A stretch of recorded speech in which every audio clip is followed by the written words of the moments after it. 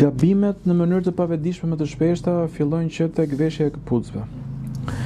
Zgjedhja e një outfiti sepse duhet kombinuar me pozicionin që ke apo me vendin ku ti punon, ndonjëherë nuk të lë që ti të jesh komod. Edhe njerëzit sot nuk i kushtojnë shumë rëndësi shëndetit të shputës apo gjymtyrëve të poshtme, e cila pastaj fillon edhe zinxhir duke shkuar deri te pjesa e qafës. Pra le të themi nëse ti ke një dhimbje shpute e cilën e anashkalon, e neglizhon, dhe ti vazhdon vesh po të njëjtat këpucë të ngushta, të sheshta, dhe nëse unë i këshilloj që ju duhet vishni atlete, edhe po unë në zyrë nuk e vesh dot atleten.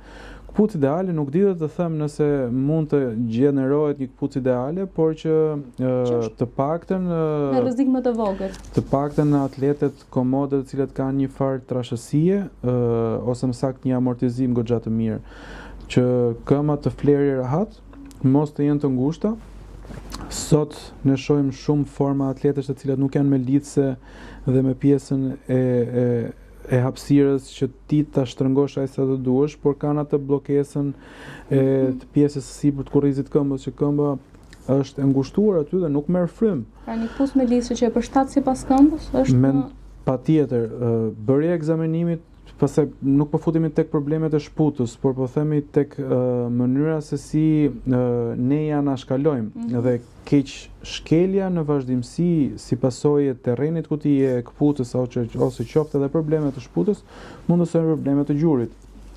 Dhe problemet e gjurit mund të shkojnë në probleme të kolonës, dhe problemet e kolonës mund të sjellin edhe problematikat e qafës. Tani përqindja është shumë e vogël që dy ekstremitetet, shputa dhe qafa, të ndikojnë kaq drejt për drejt se ç'po e them unë, por në kalimin e kohës me patjetër që mund të ndikojë. Kjo është një mënyrë. Mënyra tjetër është neglizhenca ndaj bërjes së aktivitetit fizik. Me këdo nga bashkëmoshatarët tanë apo me kolegët që ne kemi në për ambientet tona, ata pyesësh shumë pak veta kanë një aktivitet fizik të zgjatur. Të gjithë thonë do ta filloj, erdhi janari, do ta filloj këtë të hënë. Sot ishte dita që do ta filloja unë, por nuk e fillova. Kështu që kështu shkon edhe duke e shtyr vazhdimisht. Por ndërkohë që trupi ka nevojë të lëvizë, sepse nëse marrim të mirë qenë që 6 deri në 8 orë jemi të ulur brenda një ambienti shumë të shkurtër, ka truke të vogla të cilat mund të bëjmë që të ngrihemi. Gjaku të çarkullojë, muskulatura të ndryshojë, formë që nga momenti që ti rri ulur, karrika jo e përshtatshme, lartësia e tavolinës jo e përshtatshme, lartësia e kompjuterit dhe monitorit jo e përshtatshme. Do t'rregoj diçka kur ishte para 2 javësh, shkova në bank edhe sa ula përballë vajzës të shërbimi, i thash më pëlqen, thash, që ke ngritur monitorin dhe kishte vendosur 2 letra në A4 vetëm për të ngritur monitorin që ta kishte në një nivel. Më tha kam qenë me qafore, më tha, më një periudhë të gjatë kohore. Thash, domethënë ti e ke vujtur, pastaj e ke zbuluar, por gjithë kolegët e tuaj, thash, asnjëherë nuk e ka. Dhe gjithkush duhet ta kuptojë se ku është pozicioni më ideal. Mund na e tregoni disa? Nuk ka një pozicion ideal sepse varet se sa, po truke do t'i them.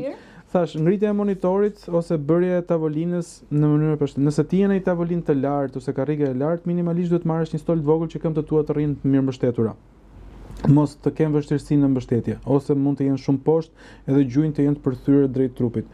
Këto të bëjnë detyrimisht që ti të krusesh, ose anasjellës nëse ti të rrish në një pozicion. Pra, le të themi një kënd 80-90 gradë i gjunjëve me pjesën e kolonës do ishte shumë i përshtatshëm dhe vithet pothuajse deri në fund të tavolinës që shpina të rri e mirë mbështetur. Tavolina shumë pak larg trupit, le të themi 3-4 gisht nga trupi, që ti të kesh mundësi me 2 brylat të jesh e mirë mbështetur aty dhe mos kesh mundësinë e shtrirëve nga njëra ana apo tjetra. Nëse ka persona të cilat janë të fokusuar në punën që bëjnë dhe humbin me orë të tëra dhe harrojnë se sa është ora, mund të lënë celularin larg tyre dhe të ngrihen, të marrin celularin, një gotë ujë, të paktën një 10 minutë çdo një orë, të fillojnë të lëvizin apo të shkëputen, që edhe përqendrimi të jetë në masën maksimale, por edhe gjithçka të funksionojë ashtu siç duhet. Këto janë gjëra të vogla të përditshme. Imagjinoje që nëse nuk bëjmë absolutisht asnjë asnjë lloj gjëje në këto, në mënyrë të përditshme, patjetër që ti do përfundosh me dhimbje qafe, patjetër që ti do përfundosh me mpirje të krahut, me ulje të fuqisë së saj, uljen e përqendrimit, turbullira të shikimit, mjegullim, zhurma në vesh, rëndesë mbrapa shumë problematika të cilat neglizhohen. Në shumicën e rasteve, kur unë i pyes çfarë problemi ke, më thon problemin të cilin ata i shqetëson. Kur unë i bëj pyetje për të tilla shqetësime që sapo thash, më thon po, këto i kemi. Po pse nuk mi the? I fillojnë i bëjnë normalitet. Unë e di që e kam nga qëndrimi në zyrë, unë e di që e kam këtu. Okej, e di, por nuk duhet neglizhuar. Sepse mënyra e trajtimit të tyre mund të jetë shumë e thjeshtë në këtë moment dhe shumë e vështirë pas një periudhe gjatë kohore nëse ti nuk e trajton.